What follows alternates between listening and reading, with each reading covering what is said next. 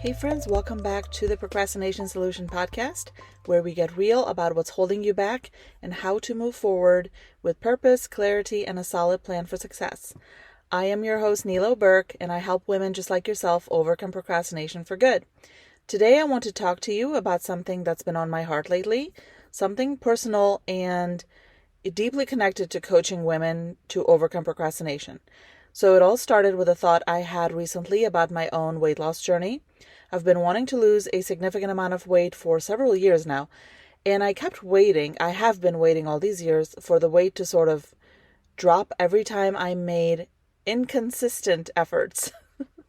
I kept thinking, it's not happening. It's not happening fast enough. It's too big of a mountain to climb. And then I would stop and start again. And, with the same results a few months later. This time around, it's been a little different though. And let me tell you why. I was driving home from the gym the other day and I stopped at a stoplight. I was thinking, man, it feels so good after I'm done working out. I love that feeling of accomplishment, those good feelings that you get in your body when you're done working out. You just have so much energy. You have, all these, you just feel so good after a good workout. That's my experience. And then it hit me. This is the middle, right? This is the process, like the whole, going to the gym and leaving and feeling amazing and going home and getting cleaned up, putting on clean clothes and having so much energy for the rest of your day. Like this is the process. And I realized that I must become friends with this feeling of euphoria after the gym instead of waiting impatiently for the results like I had been for so many years in the past. Now, the results are awesome. The results are amazing. That's why we work towards a goal. But it's the middle that we don't really think about when we're thinking about a goal, when we're, when we set out to achieve something, anything really, big or small. So here's what I realized. If I don't love the process, I'll never get the result. And that hit me like a hard truth. I knew like that was the code to success. I must love this messy middle before I can get to my end goal. And of course, because I'm a coach and I see everything through the lens of change and transformation, I immediately thought about, all the women who want help with procrastination. And about how so many women want to stop procrastinating as soon as possible. They want it fixed. They want to feel productive, clear, focused, and motivated like yesterday, right? But the truth is that overcoming procrastination is not an overnight win. It's a process. And you don't just do the process, you have to become friends with it, because eventually you'll stop doing the process because it's hard. It's hard to do the same thing, to generate enough energy for change, because this is not something you're used to, right? So this is why change is difficult, because we have to generate the energy for change. It's like a different type of energy. It's not motivation. It's this different sort of, process, the love for the process, or at the beginning, the, what's the word I'm looking for? The acceptance of the process, right? You may not love the process. You just need the acceptance of the process in the beginning, and then you slowly become friends with it, and eventually you even, fall in love with the process. So that is the only way to see results on the other side of this mountain, right?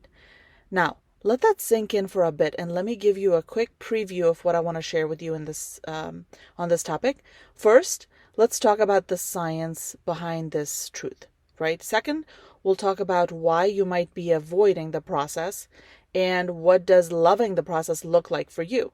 And third, let's talk about how you can reclaim your power and take control of the process instead of it defeating you back to square one and you starting over and over again, like so many of us do, like I have been doing on my journey, on my weight loss journey specifically, right?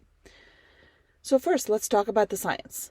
If you're someone who loves research and evidence, I see you, I am you, let me break this down a little further. Procrastination is not a laziness issue. It's a self-regulation challenge. So according to research published in Psychological Science, procrastination is heavily tied to emotional management, not just time management, right? A study in 2013 by Dr. Pierce Steele found that people who procrastinate often have higher levels of impulsiveness and difficulty delaying gratification, right? That's totally me, delaying gratification. That has in the past set me back on my weight loss journey over and over and over again. So not because these people are weak-willed, but because they haven't yet trained themselves to stay engaged in the discomfort of the process. So being comfortable with discomfort, that's another podcast episode I'm cooking up for you guys. So stay tuned. Stay tuned. Now back to the science. Here's where it gets even more interesting, okay? A study published in Frontiers in Psychology found that people who build habits around process-focused thinking, all right, process-focused thinking, they like focusing on how to take action instead of just when they'll see the result.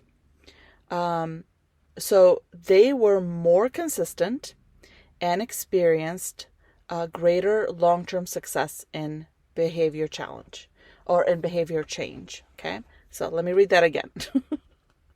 So a study published in Frontiers in Psychology found that people who build habits around process-focused thinking were more consistent and experienced greater long-term success in behavior change.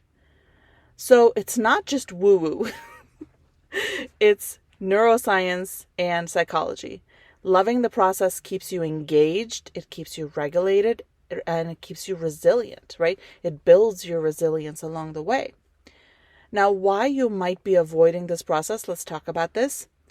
Why don't we love the process? So here are 3 common reasons that I see, and I also see this in myself.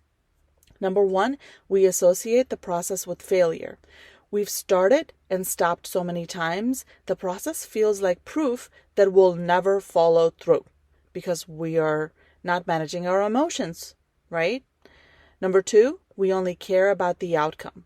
We think I'll be happy when I lose the weight. I'll be happy when we do this or that. And we miss out on building the identity and the skills that lead to lasting change. So the identity of a person who is capable of achieving a certain goal, right? Whatever goal. That right there, that's the messy middle. Like that's the middle part. And number 3, we expect motivation to show up first, but it doesn't. Motivation is, it's a reward of action, not a requirement for it. So you don't need motivation in order to take action. I know it's hard to take action when you don't feel motivation, right? I get it, but it's not a requirement for action. You can take action while in a state of it not being motivated. What is that state? Right. So motivation, again, is not a requirement for action. In fact, you must take action first for motivation to follow. So here's here's how we can reframe this. You don't overcome procrastination by being motivated.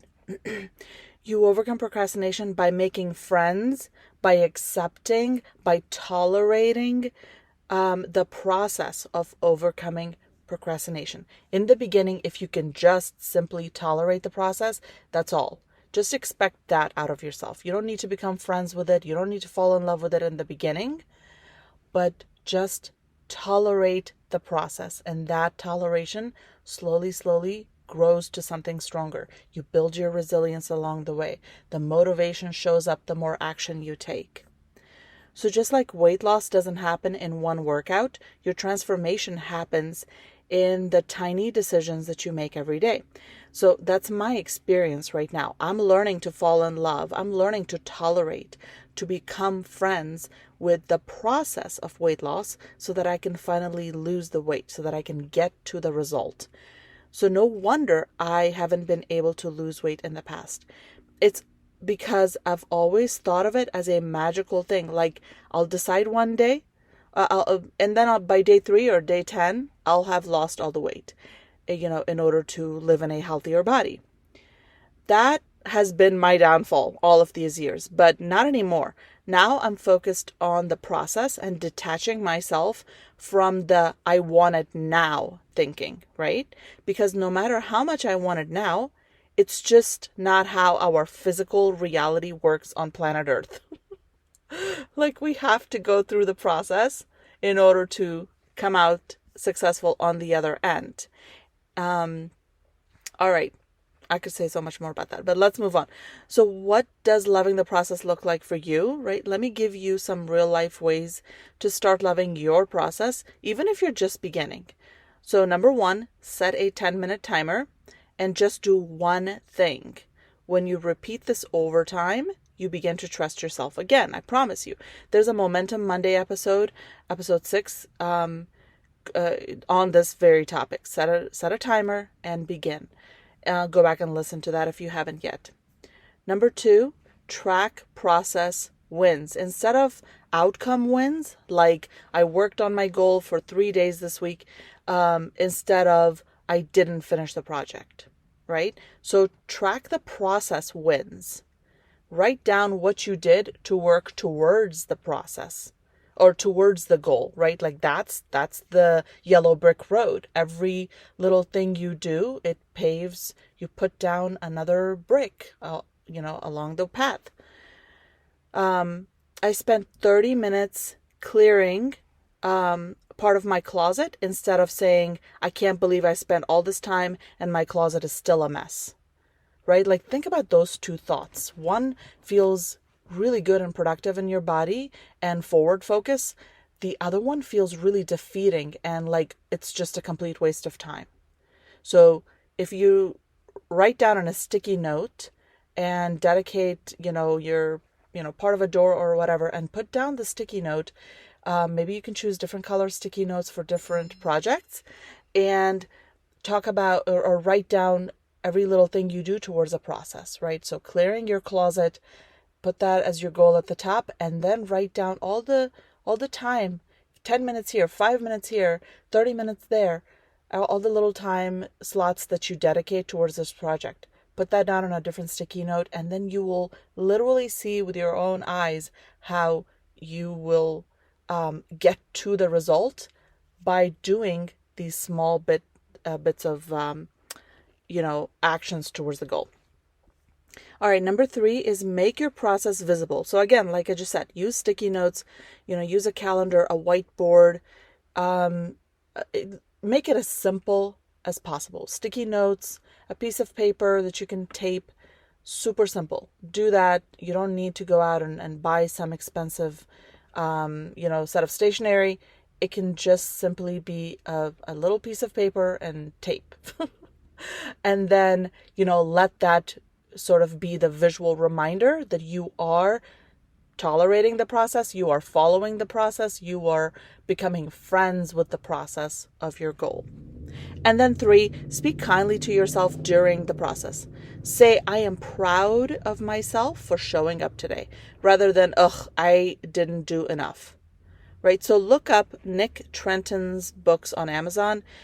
He talks a lot about this, and I bet you'll find one of his books in your library even. So, check out his book. His last name is spelled Trenton, Trenton, Nick Trenton. All right, so how you claim your power over this process. If you felt like you're drowning in procrastination, right, know that you didn't fail every time you took a step forward and you didn't achieve the result. You didn't fail. You didn't fall short. You just haven't been taught how to build a relationship with the process yet, right? And that is what I am focusing on specifically in this episode. And like any relationship, it takes patience, it takes your presence, your intentionality, and it takes time, and that's okay. So when you stop trying to chase perfection and start partnering with the process, like imagine partnering up, holding hands with the process, you rise up. You end up winning this game. And eventually you will achieve simply any goal you wish to achieve. When you master the art of loving the process, you begin to trust yourself in ways that change every area of your life, your work, your relationships, your health, your faith. And I am right there with you.